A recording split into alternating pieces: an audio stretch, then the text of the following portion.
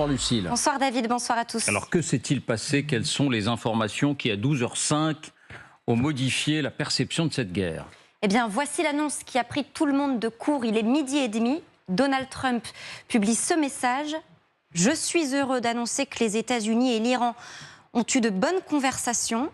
Sur la base de ces conversations détaillées et constructives, j'ai donné instruction au département de la guerre de reporter toute frappe militaire contre les centrales électriques iraniennes et les infrastructures énergétiques pour une période de 5 jours.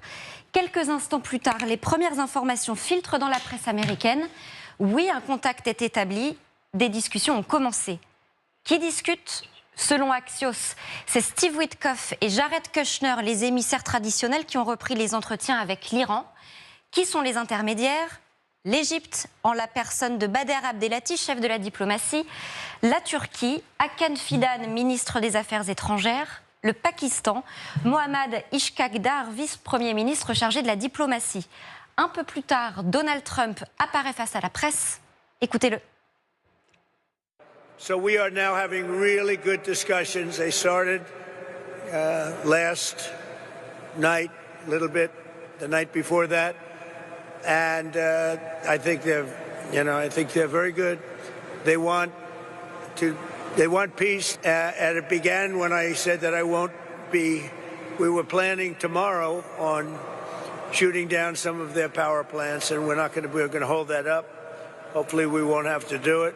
And hopefully we can make a deal that's good for all of us, including the Middle Eastern allies. I think there's a very good chance we're going to end up in a deal. And so we're giving it 5 days, and then we're going to see where that takes us. And I would say at the end of this period, I think it could very well end up being a very good deal. Un peu plus tard, la presse américaine publie d'autres informations. Il est carrément question d'une négociation directe à Islamabad, capitale du Pakistan, dans les jours qui viennent. Peut-être même avec J.D. Vance, vice-président américain. Ce serait un niveau jamais atteint pour des représentations américaines dans le cadre de pourparlers avec Téhéran.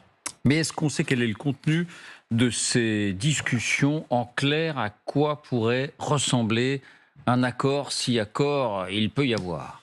Eh bien là encore, la source est américaine et c'est Donald Trump lui-même qui a abordé le sujet. Les discussions seraient à ce point avancées selon lui que des points d'accord sur des sujets très conflictuels ont été trouvés. Le nucléaire et la question des missiles notamment. Écoutez Donald Trump. Many, like 15 points. Well, they're not going to have a nuclear weapon. That's number one. They've agreed to that. And we want no enrichment. But we also want the enriched uranium. Low key on the missiles. We want to see peace in the Middle East. Chacun est bien sûr frappé par cette forme d'optimisme de Donald Trump. L'Iran, rappelons-le, a toujours écarté de telles hypothèses. Jusqu'à présent, Téhéran exigeait l'arrêt de toutes les frappes, y compris contre le Hezbollah, la fermeture des bases américaines dans le Golfe et le paiement de toutes les destructions en Iran, estimées à au moins 100 milliards de dollars. Qu'en est-il du détroit d'Ormuz? Pas un mot là-dessus pour l'instant. Voilà pourquoi ces exigences iraniennes jusque-là semblaient insurmontables pour arriver à des pourparlers. Est-ce que les choses ont changé? Il y a une réserve de taille justement, c'est que pour l'instant, l'Iran ne reconnaît pas l'existence de ces pourparlers. Oui, il n'y a aucune négociation, a tout simplement indiqué Abbas Araghchi, cité comme interlocuteur par la presse et chef de la diplomatie. Un peu plus tard, il a modifié sa version. Oui, nous avons reçu des messages des États-Unis via des pays amis, mais dément implicitement un dialogue, même indirect, qui aurait été entamé. Un peu plus tard, un autre homme dément lui aussi l'établissement d'un contact, Mohamed Khalibaf, président du Parlement. Aucune négociation n'a eu lieu avec les États-Unis. Ce sont de fausses informations pour sortir de l'impasse dans laquelle les États-Unis et Israël sont embourbés. Quant à la télévision iranienne, elle semble s'amuser de ces déclarations américaines. Elle y voit un recul.